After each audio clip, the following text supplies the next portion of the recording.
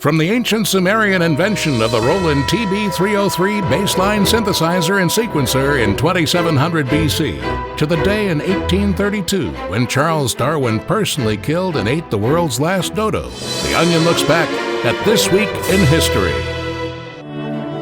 On June 6, 1944, the Allied forces stormed the beaches of Normandy, France, led by over 70,000 American soldiers who, with their courage and bravery, blah, blah, blah, blah, blah, stared evil in the face, blah, blah, blah.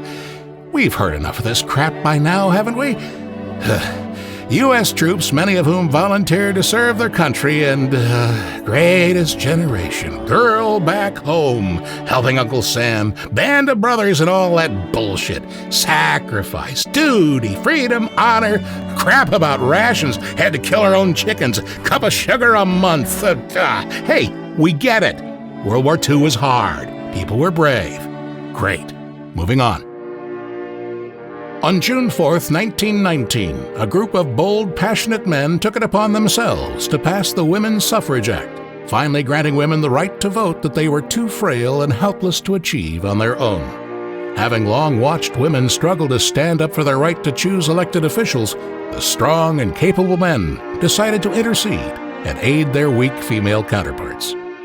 The historic passing of the Women's Suffrage Act marked a tremendous achievement for men across the nation who were once again able to come together and help those vastly inferior to them.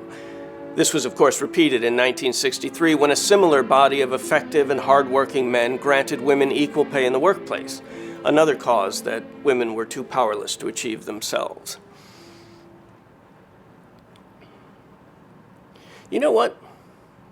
Let's switch gears this week. Let's talk about something else. My father was a mean man. He was a drunk who came home reeking of alcohol and the perfume of other women. And he would say, "Timmy, get your ass over here. You're reading these queer-bait history books again?" And I would get scared because I loved my history books, and I hated it when my father would take them away. But he would find me, usually in the attic where I hid my history books, and he would say to me, "History is for little girls in pink dresses who carry dollies, little dollies with curly hair." And I would say, "No, Dad.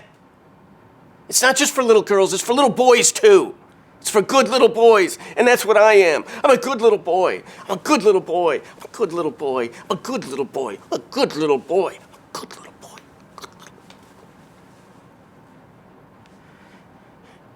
And that's when things would get ugly.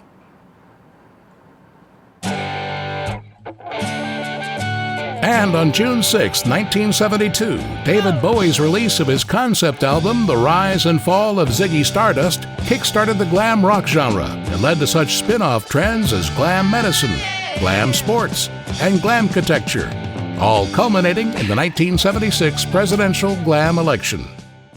And that was what happened this week in history. In the words of French King John II, history will forever remember the great names of Alexander and Napoleon and Washington. But what about me, John II of France? I did stuff too.